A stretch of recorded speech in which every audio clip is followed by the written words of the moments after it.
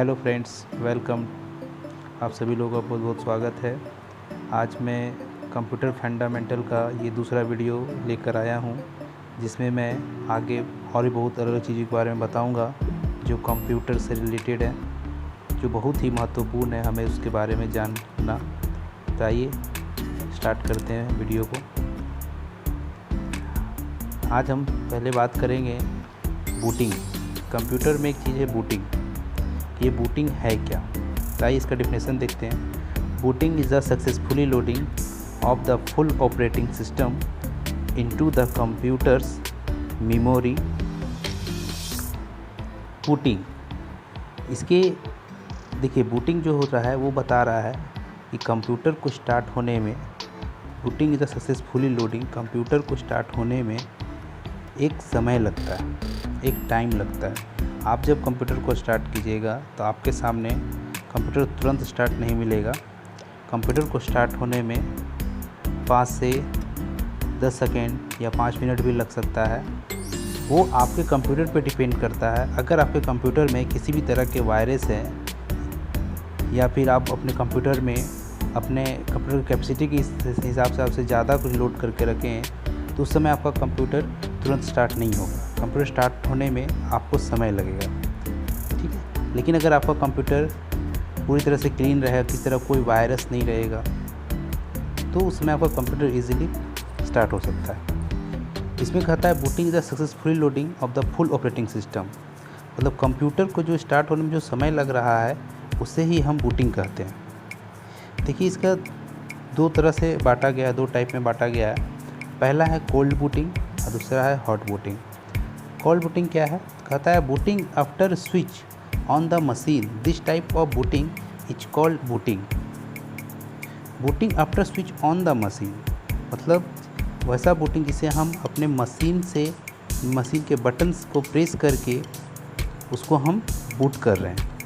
Boot, देखिए boot कहने का मतलब होता है कंप्यूटर को रीस्टार्ट करना। मतलब कंप्यूटर को बंद करके फिर से स्टार्ट करना। जैसे कि जब मेरा कंप्यूटर कोई भी हैंग करता है तो हम कंप्यूटर को रीस्टार्ट करते हैं, जो हम आपको आगे चल करके वीडियो में दिखाऊंगा करके वो कैसे हो रहा है। कंप्यूटर को रीस्टार्ट हम तब करते हैं जब मेरा कंप्यूटर हैंग करने लगता है, मतलब काम करना बंद करने लगता है, स्लो काम करता है, तो उस समय हम कंप्यूटर को रीस्टार्ट करते हैं और उसी रिस्टार्ट को हम बूटिंग कहते हैं। कोल्ड बूटिंग वो हो गया जिसको हम अपने CPU में दिए हुए रीस्टार्ट बटन या रीसेट बटन जो मैंने बताया था उससे करते, उसे हम कोल्ड बूटिंग कहते हैं। एक होता है हॉट बूटिंग। तो हॉट बूटिंग में क्या कर रहा है? When we press the combination of keys, combination of keys क्या है भाई? अल्ट, कंट्रोल प्लस डिलीट, ये तीनों बटन को एक साथ प्रेस करने पर the computer will restart automatically. मतलब जब आप अल्ट, कंट्रोल और डिलीट, बट कीबोर्ड में ये 3 की होते हैं, अल्ट, कंट्रोल और डिलीट, तीनों को एक साथ आप प्रेस करेंगे तो उस समय आपका कंप्यूटर ऑटोमेटिक रिस्टार्ट हो जाएगा। मतलब ऑटोमेटिक ऑफ होगा पहले, उसके बाद फिर ऑटोमेटिक ऑन हो जाएगा। तो जिसमें हम अपने कीबोर्ड की मदद से, ये शॉर्टकट की के मदद से कंप्यूटर को स्टार्ट करेंगे, उसे हम हॉट बूटिंग कहते हैं। और जिसमें हम कंप्यूटर को बटन के माध्यम से स्टार्ट कर रहे हैं, रिस्टार्ट कर रहे हैं, उसे हम कोल्ड बूटिंग कहते हैं। चलिए आगे देखते हैं। आगे हमारा इनपुट कहता है all the instruction which are given by a user into the computer to person to perform some specific job is known as input. Input सीधी भाषा में कहा जाए तो कंप्यूटर को जो भी हम अपने तरफ से इंस्ट्रक्शन दे रहे हैं, आदेश दे रहे हैं, उसे हम इनपुट कहते हैं।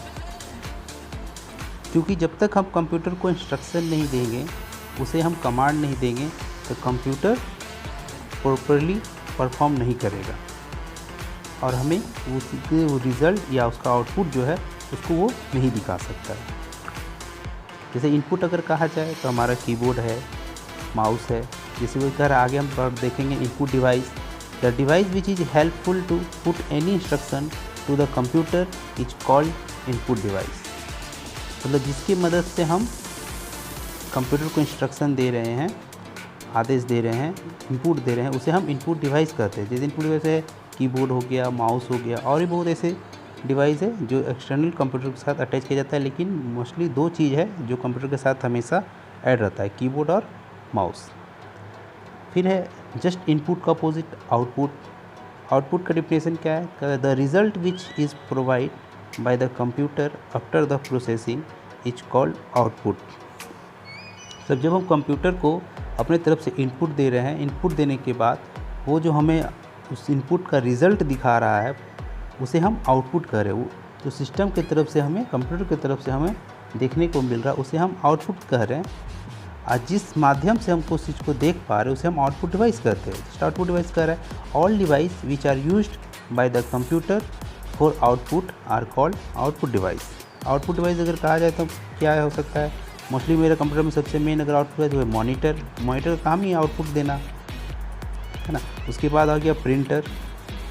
इस प्रकार से और भी बहुत चीज़ें हैं जो कंप्यूटर में आउटपुट का काम करता है। ठीक है, आगे है इंफॉर्मेशन। कहता है the result of data processing which can be used to the help people to make decision.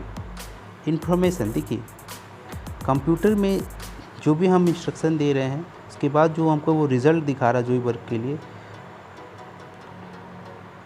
इसके बाद वो प्रॉपरली जो भी हम उसको इनपुट दे रहे हैं, अगर उस कंप्यूटर को सही से इनपुट देंगे, इंस्ट्रक्शन देंगे, तो कंप्यूटर हमें उसका आउटपुट एग्जैक्टली हमेशा करेक्ट ही देगा। कंप्यूटर कभी भी हमें जो इन्फॉर्मेशन है वो गलत प्रोवाइड नहीं करता है। तो कंप्यूटर हमेशा सही इन्फॉर्मेशन देने का काम करता है। आगे हम देखेंगे main advantage of modern computer. Modern computer मतलब कि हमारे इस जनरेशन में कंप्यूटर के मेन वो एडवांटेज क्या हैं जो जिसमें खासियत कंप्यूटर में अभी जो जिस जनरेशन में हम कंप्यूटर जो चला रहे हैं उसका खासियत क्या है, तो क्या खासियत दिया गया है तो ये देखते हैं। सबसे पहला एक्यूरेसी। कहता है एक computer never result in any kind of error. Computer कभी भी हमें गलत रिज़ल्ट नहीं प्रोवाइड करता है। कंप्यूटर को जिस तरह से हम इनपुट देंगे उसी प्रकार से वो हमें रिज़ल्ट देने का काम करता है। तो ये उसका एक एक्यूरेसी है। इसके बाद स्पीड। तो एक computer can perform thousand of calculation with in few second.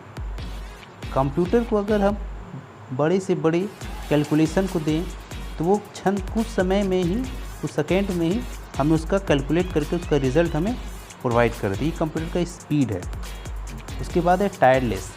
Since a computer work on electrical signal it work continuously. Computer कभी भी थकता नहीं है।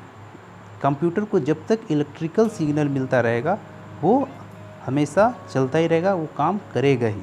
कंप्यूटर को जब तक इलेक्ट्रिसिटी पावर मिलेगा कंप्यूटर हमेशा ऑन रहेगा, वो कभी भी ऑटोमेटिक अपने आप ऑफ नहीं होगा। तो वही एक टायरलेस होता है।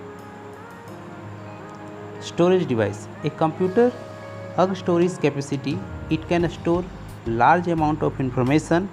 The informations one stored cannot be removed it initially or proportionally.